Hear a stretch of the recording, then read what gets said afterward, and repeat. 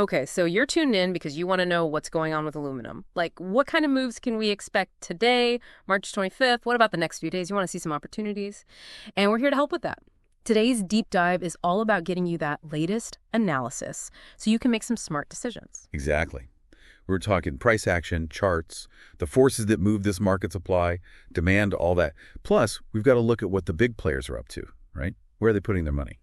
So in this section, we're pulling out the most important stuff from all that data, and hopefully by the end, you'll have a much clearer picture of what's what. Sounds good. So let's get right to it. Aluminum, what's the price doing as we speak? March 25th, what are we looking at? Right now, aluminum is sitting around $2,607. Okay. Now, to put that into perspective, let's look at the last trading session.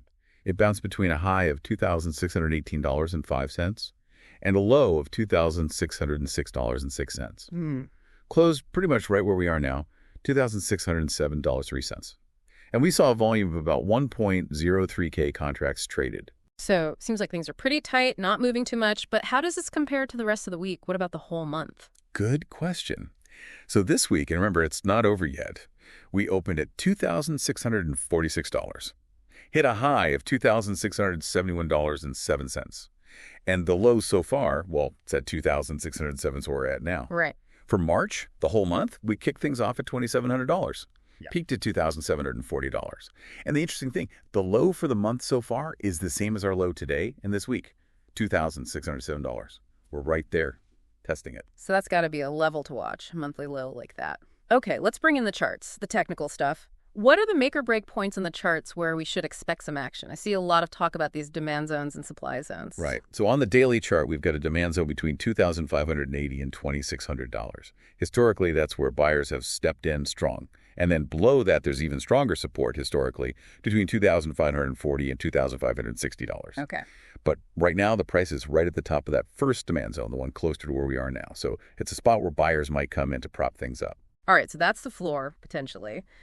What about the ceiling? Where could things hit a wall where sellers take over? Well, we've got what we call supply zones. These are price levels where in the past we've seen sellers jump in. So $2,640 really to $2,660, that's been a resistance level lately, meaning the price has struggled to get past it. And higher up, from $2,670 to $2,700, we have a weekly resistance zone. Historically, a lot of selling pressure at that level. Got it. So those are the zones to watch. But zooming out a bit, what's the big picture? What trend are the charts showing us right now? If you look at the daily chart, it's a clear downtrend. Lower highs and lower lows, that tells us the momentum has been pushing the price down. And when you look at even shorter time frames, like the hourly or the 4-hour charts, you see this pattern called a bearish flag. A bearish flag. Now, some of our listeners might not be chart experts, right? Can you break down what that means? What does a bearish flag usually tell us? Sure. A bearish flag usually pops up after a sharp drop in price. Then the price sort of hangs out, moves sideways in a tight channel, looks like a flag, a little tilted upwards.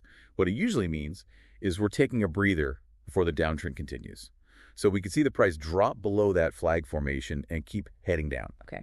The analysis also talks about institutional interest around that demand zone we talked about. What's the significance of that? What does it mean for us? So there are these things called order blocks in that $2,580 to $2,600 demand zone.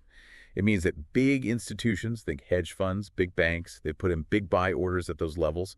Think of these order blocks as magnets almost. They can pull the price back towards them, and they can act as really strong support. Yeah. So that demand zone becomes even more important. And we also have an unfilled fair value gap between $2,630 and $2,640 on the intraday chart. A fair value gap. Sounds like the market skipped a beat there. What does that mean for trading? Right. A fair value gap is basically a price range where not much trading happens. Yeah. So sometimes these gaps act like targets or resistance levels because the market will try to fill them. So think of $2,630 to $2,640 could be a target if we bounce off the demand zone, or it might act as a barrier if the price tries to go higher. Interesting. Okay, let's talk about volume. Are there any patterns there that we should pay attention to? Any clues about what's happening? Yeah, absolutely. We're seeing these volume spikes near that $2,600 level on the daily chart. That's significant. It could be a sign that those big institutions we talked about are loading up on positions in that demand zone. High volume in a demand zone. That often means buyers are interested, and it could signal a reversal, the price starting to climb. Gotcha. Okay, what about those momentum indicators? RSI, MACD, stochastic oscillator. Are they flashing any signals right now? They are, and they're all telling a similar story. So the daily RSI, that's the relative strength index, it's sitting around 30. That's what we call oversold territory. Doesn't guarantee a price jump, but it does tell us that the sellers might be running out of steam. So that demand zone becomes even more important to watch for signs of buying. Now the MCD, the moving average divergence, it still shows a bearish trend, but the momentum is slowing down as we get closer to these demand zones. This divergence, it could be a sign that the selling pressure is weakening. And then the stochastic oscillator, it's also approaching oversold levels around 20. Again, that supports the idea that we might see a bounce soon. Okay. So technically we're seeing some things that could point to an upward move, the price near demand, the oversold indicators, and the volume spikes. But we have to look at the fundamentals too, right? What's going on in the real world that could impact all this? Yeah, definitely. So on the fundamental side, we've got some supply chain issues, geopolitical tensions. They're leading to reduced exports from some major aluminum producers. That's tightening up global supply. And less aluminum to go around. Right. And then there's China. They're producing a good amount, but they've got these environmental regulations that could put a damper on future production. Okay. And of course, energy costs are always a factor. Of course. Energy prices, they're stable for now, but they're still high. And aluminum production that uses a lot of energy. So these high energy costs, they're keeping pressure on production costs. Right, right. Now, some news broke over the weekend that could shake things up. What should people know about that? Right. So there were reports about potential changes to European tariffs, specifically tariffs on aluminum from Russia. If they go through with these tariffs, that would squeeze the supply in Europe even more, could push prices up in Europe and maybe even globally. Okay. And then there's the hydropower situation. Forecasts are showing a potential drop in hydropower availability in some key aluminum-producing regions like Canada and Norway. Hydropower? Yeah, a lot of the aluminum smelting in those places relies on hydropower. So if they have less hydropower, it could mean production cuts or higher energy costs. Again, that impacts supply, which could affect prices. So we've got a few things on the supply side to keep an eye on, that's for sure. How are the big players reacting to all this? The institutions, the commercial traders, how are they positioning themselves? We can get some insights from the CFTC Commitment of Traders report, the latest ones from March 21st. What we see is that commercial hedgers, these are the folks who actually trade the physical aluminum. They've increased their net short positions. Interesting. Could mean that even with the supply worries, they think prices might go down. Okay. On the other hand, large speculators, they've decreased their net long positions, maybe taking some profits off the table, or maybe they're just getting a little more cautious. So different strategies there. What about the options market? What does that tell us about the overall mood? Okay, so the options market, the highest open interest for call options is at the $2,650 and $2,700 strike prices. Means some traders are betting on the price going up to those levels. But there's also a lot of open interest in put options at $2,600 and $2,250. That suggests hedging, protecting against the price going down. And the interesting thing is the call-put ratio at those key resistance levels, $2,650 to $2,700.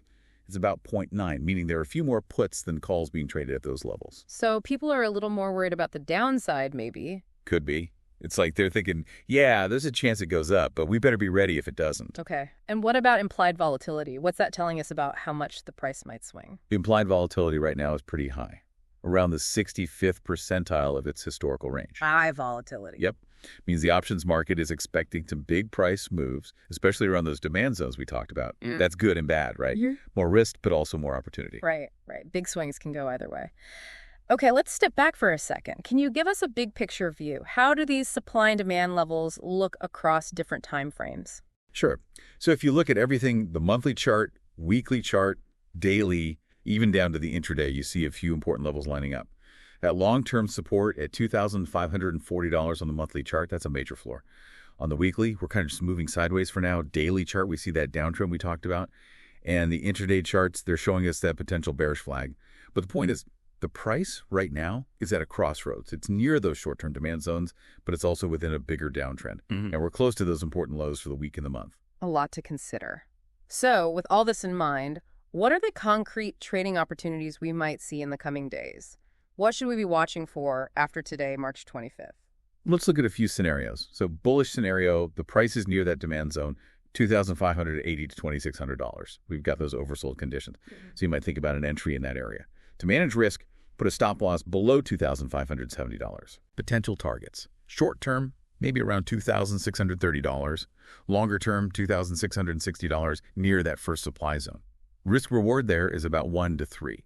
So you're risking $1 to potentially make 3. The thinking here is we bounce off that demand zone, we get some buying activity, and the downtrend weakens. Okay, so that's a potential long trade. What about a bearish scenario? If the price doesn't hold that demand zone, $2,580 to $2,600, or if it rallies up to that supply zone, $2,640 to $2,660, that's where you might consider a short entry. Stop loss above $2,670 to protect yourself and the target. Back down to $2,600. Again, risk reward around 1 to 3. This scenario depends on that downtrend continuing and that supply zone holding strong as resistance. Got it. Now, some people like to trade within a range, right? They don't want to bet on a big breakout. How would they approach this, given these supply and demand zones? Right. So range-bound strategy. You'd look for long entries near the demand zones, $2,580 to $2,600, and aim for profits near the low end of the supply zone, maybe around $2,630. For shorts, you'd enter near the supply zones, $2,640 to $2,660, and target the upper part of the demand zone, say $2,610. But of course, you got to use stop losses to manage your risk. Right. Stop losses, always important. Now, it's helpful to think about how aluminum moves with other assets. What are the big correlations to keep in mind? One big one is the U.S. dollar. Aluminum and the USD, they have an inverse correlation of about negative 0.68, means that when the dollar goes up, aluminum tends to go down. Makes it more expensive for buyers using other currencies, and vice versa. Then there's crude oil. Stable oil prices, like we have now around $75 a barrel, they're good for aluminum production costs. But if oil prices start jumping around, that can mess with costs and, the price of aluminum itself. Okay, so watch the dollar and oil. What about specific price levels or events that could really change the game? Things that signal a big move one way or the other. On the bullish side, if we break above $2,660 and it holds, that's a big deal. It means we could see more upside. Bearish side, a break below $2,580. That could signal the downtrend is back in full force. Those are the levels to watch for a real change in direction. Okay. Oh, and don't forget about those reports coming out this week. The U.S. durable goods orders on March 27th and the Aluminum Association report on March 28th. Those could really shake things up. All right, so bottom line, what are the key takeaways here for someone who wants to trade aluminum right now? Well, the market is at a turning point, basically. Right near a key demand zone, $2,580 to $2,600. Could be a chance to buy, especially if we see confirmation from the price action and those big institutions. Okay. But you got to remember that downtrend is still there.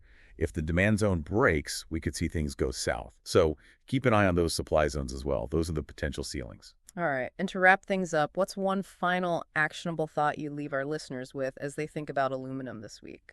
Yeah, I'd say come up with your own plan. Use those bullish and bearish scenarios we talked about. Look at those key prices for entries, exits, and, importantly, your stop losses. Don't forget about those reports coming out later this week either. Durable goods orders, Aluminum Association report, those can really move the market. So much to think about. We've got that potential support at the demand zone, but also that downtrend hanging over our heads. What are you going to be watching for to figure out which way this market is going to break? Or how would you adapt your strategy if oil prices spike or those European tariffs become a reality? Lots of questions to consider as we navigate the aluminum market this week. Thanks for joining us for this deep dive.